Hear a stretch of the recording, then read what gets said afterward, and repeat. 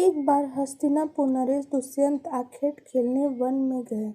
जिस वन में शिकार के लिए गए थे उसी वन में कर्ण ऋषि का आश्रम था। कर्ण ऋषि के दर्शन करने के लिए महाराज दुष्यंत उनके आश्रम पहुंच गए। पुकार लगाने पर एक अति लावण्यमय कन्या ने आश्रम से निकल कर कहा, हे राजन, महर्षि तो तीर्थ यात्रा पर गए हैं, किंतु आपका इस आश्रम में स्वागत है। उस कन्या को देखकर महाराज दुष्यंत ने पूछा, बालिके आप कौन है? बालिका ने कहा, मेरा नाम शकुंतला है और मैं कर्ण ऋषि की पुत्री हूँ। उस कन्या की बात सुनकर महाराज दुष्यंत आश्चर्यचकित होकर बोले, महर्षि तो आजन्म ब्रह्मचारी हैं, फिर आप उनकी पुत्री कैसे हुई? उनके इस प्रश्न के उत्तर में शकुंतला ने कहा, वास्तव में मेरे माता पिता का नाम मेनका और विश्वामित्र है। मेरी माता ने मेरे जन्म होते ही मुझे वन में छोड़ दिया। वहाँ पर शकुंतल नाम के पक्षी ने मेरी रक्षा की, इसीलिए मेरा नाम शकुंतला पड़ा। उसके बाद कर्ण ऋषि की दृष्टि मुझ पर पड़ी और वे मुझे अपने आश्रम में ले आए। उन्होंने ही मेरा भरण पोषण किया। जन्म देने वाले से बड़ा पोषण करने वाला होता है तथा अन्न देने वाला, ये तीनों ही पिता कहे जाते हैं। इस प्रकार कर्ण ऋषि मेरे पिता हुए। शकुंतला के वचनों को सुनकर महाराज दुष्यंत ने कहा, शकुंतले, तुम क्षत्र कन्या हो। मैं तुम्हारे सौंदर्य को देखकर मैं अपना हृदय तुम्हें अर्पित कर चुका हूँ। यदि तुम्हें किसी प्रकार की आपत्ति न हो तो मैं तुमसे विवाह करना चाहता हूँ। शकुंतला भी महाराज दुष्यंत पर मोहित हो चुकी थी, अतः उसने अपनी स्वीकृति प्रदान कर दी। दोनों ने गंधर्व विवाह कर लिया। कुछ काल महाराज दुष्यंत ने शकुंतला के साथ विहार करते हुए वन में व्यतीत किया। फिर एक दिन वे शकुंतला से बोले, प्रियतमे, मुझे अब अपना राजकार्य देखने के लिए हस्तिनापुर प्रस्थान करना होगा।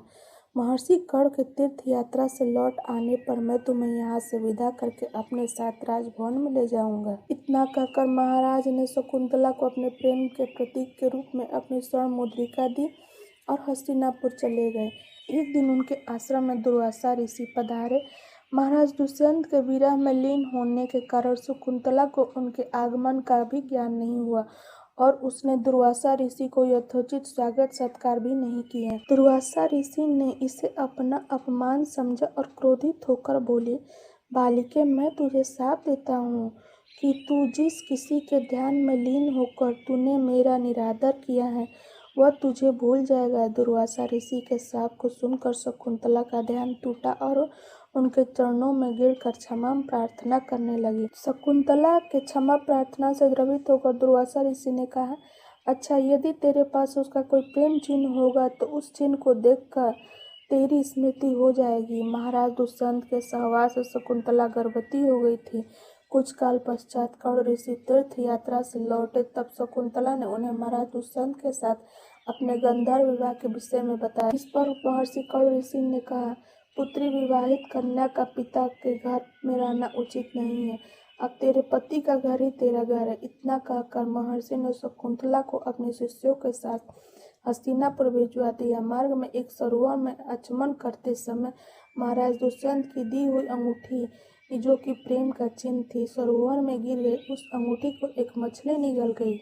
महाराज दुष्यंत के पास पहुंचकर कर्ण ऋषि के शिष्यों ने शकुंतला को उनके सामने खड़ा करके कहा, महाराज, शकुंतला आपकी पत्नी है, आप इसे स्वीकार करें। महाराज तो दुर्वासा ऋषि के शाप के कारण शकुंतला को विस्मित कर चुका, अतः उन्होंने शकुंतला को स्वीकार नहीं किया और उस पर उल्टा होने का लालछन लगाने लगे। शकुंतला का अपमान होते ही आकाश में जोरों की बिजली कड़क उठी और सबके सामने उनकी माता मेनका उसे उठा ले गई। इस मछली ने शकुंतला की अंगूठी को निगल लिया था। एक दिन वो एक मछुआरे के जाल में आ फंसी। जब मछुआरे ने उसके काटा तो उसके पेट में अंगूठी निकली। मछुआरे ने उस अंगूठी को महाराज दुष्यंत के पास भेंट के रूप में भिजवा दिया। अंगूठी को देखते ही महाराज को शकुंतला का स्मरण हो आया और वे अपने कृत्य पर पश्चाताप करने लगे। महाराज ने शकुंतला को बहुत ढूंढवाया, किंतु उसका पता नहीं चला। कुछ दिनों के बाद देवराज इंद्र के निमंत्रण पाकर देवासुर संग्राम में उनकी सहायता करने के लिए महाराज दुष्यंत इंद्रपुरी की अमरावती गए। संग्राम में विजय प्राप्त करने के पश्चात वे आकाश मार्ग से हस्तिनापुर लौट रहे थे, तो मार्ग में उन्हें कश्यप ऋषि का आश्रम दृष्टिगत हुआ। उनके दर्शन के लिए वे वहां रुक गए। आश्रम में एक सुंदर बालक एक भयंकर सिंह के साथ खेल रहा था।